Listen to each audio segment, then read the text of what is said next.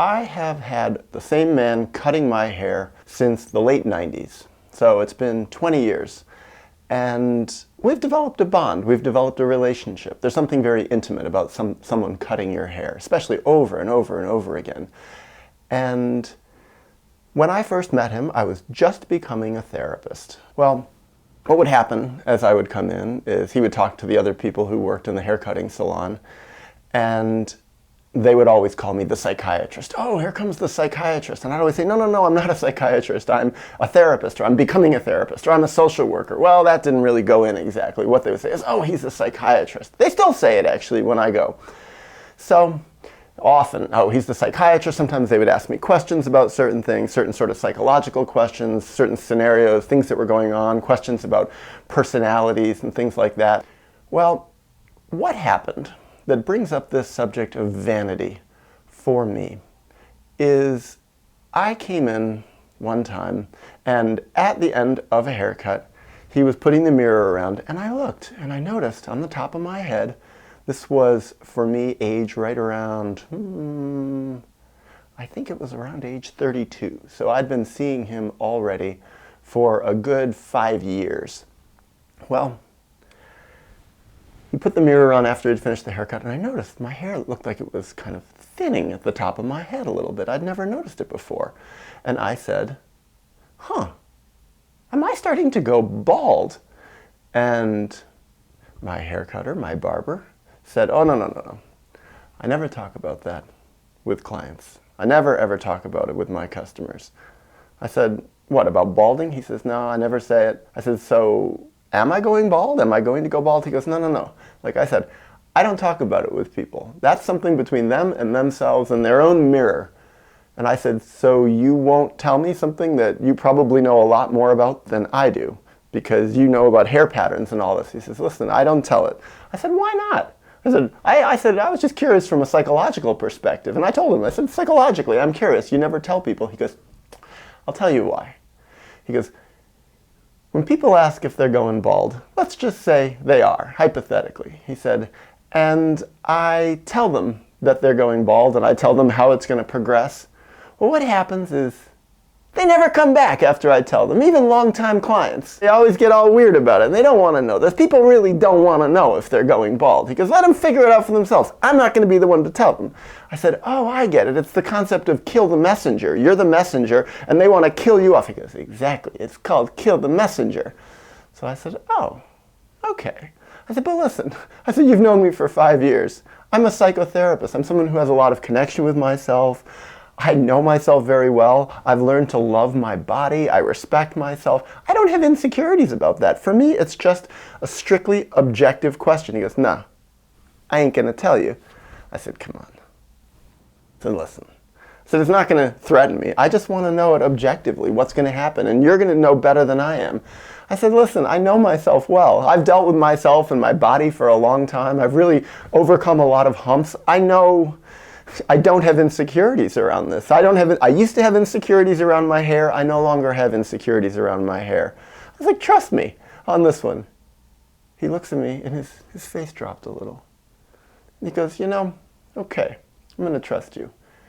He goes, I'll tell you the truth. He says, your hair is starting to thin. And what's going to happen is you're not going to notice it so much over the next few years, but in 5 years and 10 years, there's going to be a bald spot, and it's going to start spreading, and it's going to spread, and about 15 years, it's going to be about like this. He said, and then eventually what's going to happen is it's going to spread all the way down, and you're probably not going to lose it in the front because you're not having a receding hairline, but you have the kind of baldness pattern, and I've been watching it for a few years. And I said, you've been watching it for a few years? He goes, yeah.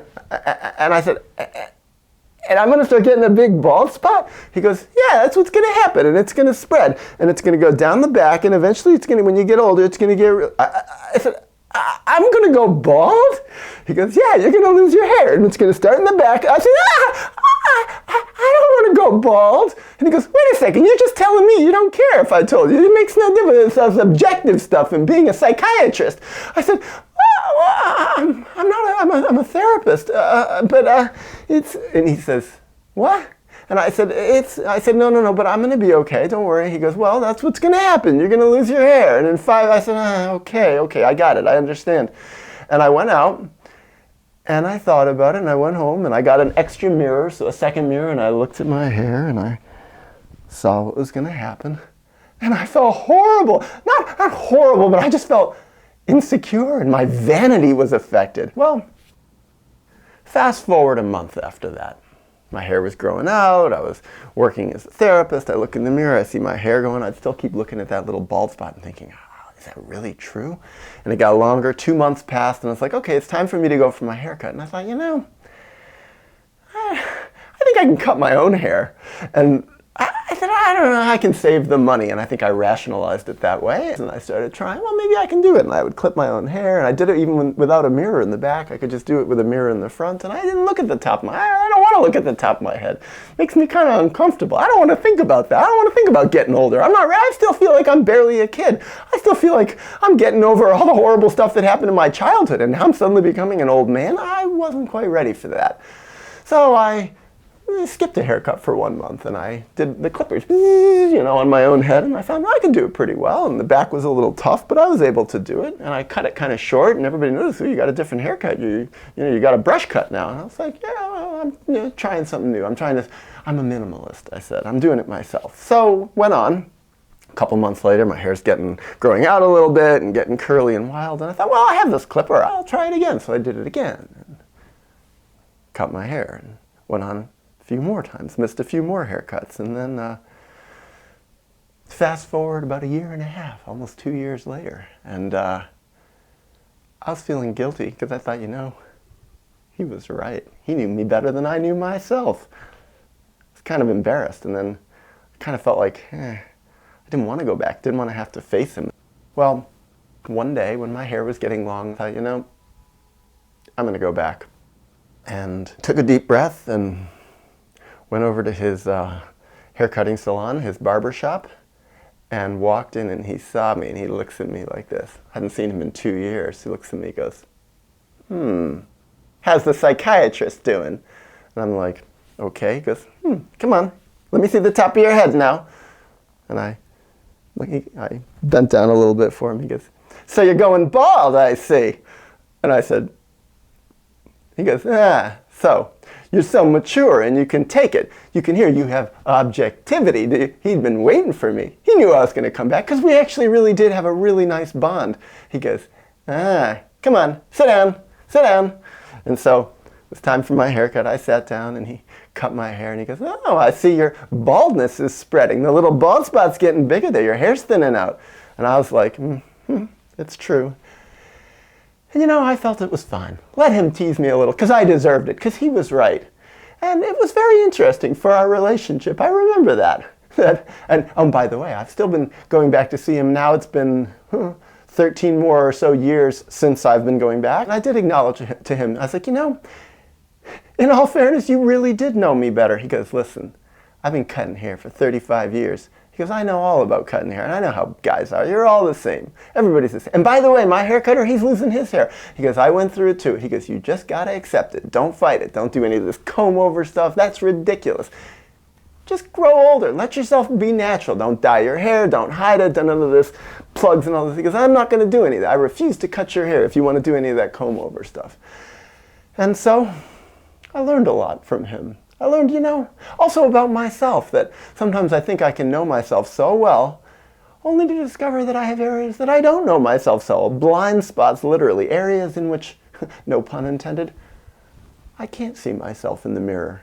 And also, it's nice to have people who can be honest with me, and people who I have a real bond with. And in a funny way, this whole idea of being a therapist at all, in a strange way, in certain parts of my life, this guy is like a therapist to me. My barber, he is like a therapist to me, and I've told it to him. And he goes, yeah, you know why I'm like a therapist unlike you guys? He goes, I tell it straight. I tell people how it really is.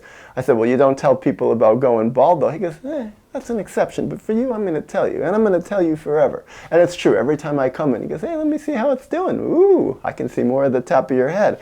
And I say, that's the part of me that needs to be humble. I'm going to take it. I'm going to listen. And the funny thing is, with him teasing me, in a loving way, because I was teased when I was a kid and it was not in a loving way. And I know he loves me.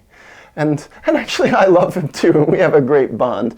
And in that way it's like, yeah, he's helped me. And he's helped me come to terms more and more with my baldness, or my increasing baldness, my bald spot, as they call it. Some people call it helicopter launching pad, or when I was just in Africa, they call it a lollipop, because it's like someone licked the hair right off the top of my head. I liked that one.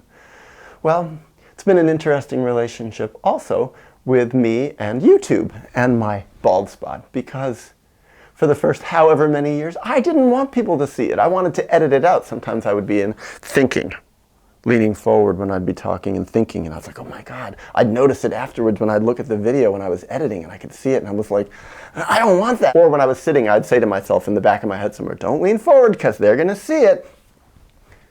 So that's part of why I talk about it, because it's just part of life. And it's part of being a humble person, to just accept who I am. Not easy, it's a growth process for me. But it also feels better to be humble, not to have anything to hide, and to find my blind spots, and to root them out, and to work to love myself anyways. And I am grateful to my barber because he's helped me.